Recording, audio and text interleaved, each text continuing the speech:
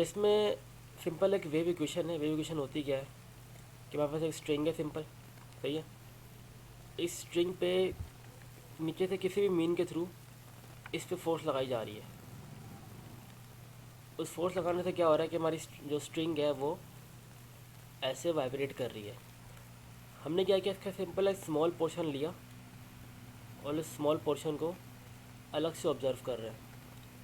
जब इसको अलग से ऑब्जर्व करता मैं क्या देखा कि यहाँ पे भी टेंशन हो रही है, इस स्ट्रिंग के पोर्शन से कोई टेंशन लग रही है इस पर, और यहाँ से भी टेंशन लग रही है इस स्ट्रिंग पे, सही है। फ़र्क क्या है, क्योंकि हमने बहुत स्मॉल डिस्टेंस लिया हुआ ना, ये यहाँ से अगर स्मॉल डिस्टेंस है तो यहाँ पे जो प्रेशर की वैल्यू, जो टेंशन की वैल्यू होगी यहाँ पे थोड़ी सी उससे कुछ ज़्यादा होगी, सही है। इसी तरह यहाँ पे हमने एक थीटा लिया हुआ, इसको यहाँ पे थीटा प्लस डी थीटा ले लिया, क्योंकि होता क्या है यहाँ पे हमने टेलर सीरीज़ यूज़ की हुई है। टेलर सीरीज़ क्या बोलती है कि अगर आप बहुत स्मॉल इन्फानाइट डिस्टेंस बहुत स्मॉल डिस्टेंस लेते हो ना आप, जैसे यहाँ पर हमने डी एक्स वक्त स्मॉल पार्टिकल का डिस्टेंस लिया हुआ है, अगर आपको एक जगह की वैल्यू पता है और आपको उस मटेरियल के दूसरी जगह की वैल्यू निकालनी है, सिंपल वो चीज़ लो जो है और उसका डेरिवेट कर दो, छोटा पार्टिकल और ले लो डी पी। इस तरह थीटा भी लिया हमने, डी थीटा ले लिया। अब सिंपल है कि एफ बी डी बनी हुई है, इस पर तीन फोर्सेज अभी एक्ट कर रही हैं। पहली फोर्स ये वाला आपका टेंशन है, दूसरी आपकी ये वाली टेंशन है, तीसरा आपका ये जो फोर्स है जो कि उसको नीचे से लग रही है, इसके ऊपर धकेल नहीं कर रही है। तो हमने न्यूटन सेकंड लॉ लगाया इसके अंदर। ये पहली फोर्स है जो कि वाई एक्सिस में लग रही है, ये दूसरी फोर्स है, ये तीसरी फोर्स है, जो कि बराबर है F is equals to m a के। ये बेसिकली एम ए लिखा हुआ है। जो ये है ना रो, row basically mass per unit length है, ये आपके पास यूनिट है। जो लेंथ होगी ना, जितनी लेंथ होगा उतना ये लेंथ आपने मल्टीप्लाई कराना उसको, और ये आपके पास एक्सेलरेशन का सिंबल है जो भी है, डेरिवेटिव है। अब देखो यहाँ पे जो P plus D P sine theta कैसे आया, आपके पास P प्लस डी पी ये वाली फोर्स थी, हमने सिर्फ इसका साइन ये वाला कंपोनेंट लिया हुआ है, क्योंकि ये वाला इसी कंपोनेंट की वजह से आपकी बॉडी ऊपर मूव कर रही है, और यहाँ से इसका अपना ये वाला कंपोनेंट लेते हुए अपने तभी वहाँ पे साइन लिखा हुआ है, यहाँ पे नीचे भी साइन लिखा हुआ है। इसको नेगेटिव क्योंकि नीचे नीचे आ रहा है, इसको पॉजिटिव क्योंकि ये ऊपर जा रहा है तो ये पॉजिटिव है।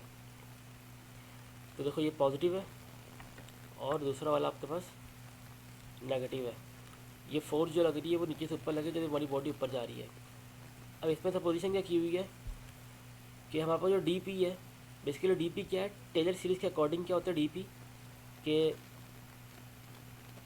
डावा पी अपॉन डावा एक्स मल्टीप्लाई में कितना डिस्टेंस ने ट्रैवल किया। फॉर एग्जांपल मेरी बॉडी ये है, यहाँ की वैल्यू मैंने बोल दिया एक्स है, बल्कि सपोज करें यहाँ अगर इस पॉइंट पे वैल्यू वाई है, सही है। और एक बहुत स्मॉल एलिमेंट है जिसका नाम है वो, जिसका नाम सपोज कर लेते हैं डी ए है, ये बहुत स्मॉल एलिमेंट है। अगर मैंने इस पॉइंट पे वाई की वैल्यू निकाली तो इस पॉइंट पे वाई की वैल्यू कैसे आती है, ऐसे आती है y plus partial derivative of y. आप कौन से डायरेक्शन में जा रहे हो, फॉर एग्जांपल ये डायरेक्शन वाई है, ये मेरी वाई डायरेक्शन है,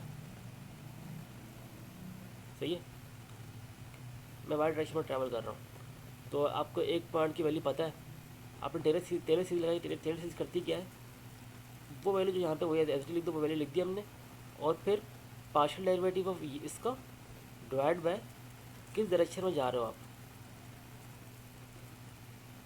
और फिर मल्टीप्लाई होता है इस स्मॉल एलिमेंट से जितना आपने डिस्टेंस ट्रैवल किया।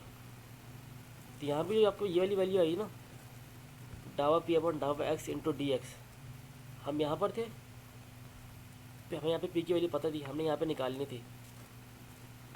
तो पी प्लस डावा पी अपॉन डावा, नहीं करनी है तो सिर्फ आवाज आ रही है। अच्छा